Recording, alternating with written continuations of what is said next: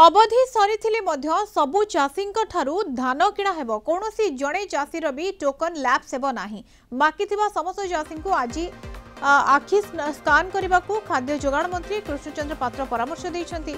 आज आखि स्कान करथिले परवर्ती समय भी धान नेबे सरकार। राज्यर अनेक जगार छत्तीसगढ़ धान ओडिशा रे सीज होईछि। चाषी को क्विंटाल पिछा 3100 टंका दिया जाउथबारु बाहरु धान आसुछि। चलित वर्ष रबी रे प्राय 19 लाख मेट्रिक टन धान किणा सरिलाणी। गत वर्ष 12 लाख मेट्रिक टन धान किणा होइतिला। धान किणा अवधि आज सरी जाउछि।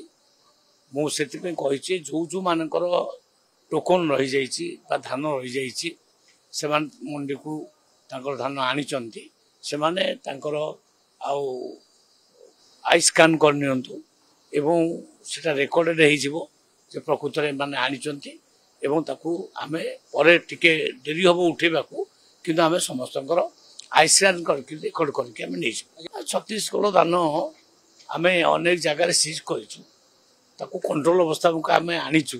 एमती नुहे जे खाली छत्तीसगढ़ धान प्राय आमर लोक मानकर धान आगुर कौन होता 3100 टका मिलू ना अल्प रेट मिलूला से अन्य राज्य को लोक अधिकांश धान पलि जाऊला कि जो आम 3100 टका देलु से धान गुड़ाक ये रहीगला अन्य राज्य को न जा प्राय 19 लाख मेट्रिक टन धान किणा सरला रबी आम गत वर्ष धान किणा होता 12 लाख मेट्रिक टन मात्र ए वर्ष 19 लाख मेट्रिक टन प्राय टच करगला। तो 7 लाख मेट्रिक टन धान ए वर्ष अधिका किणा है। आम चाहूँ समस्त धान किणा हम कौन भी गोटे धान माने चाषीर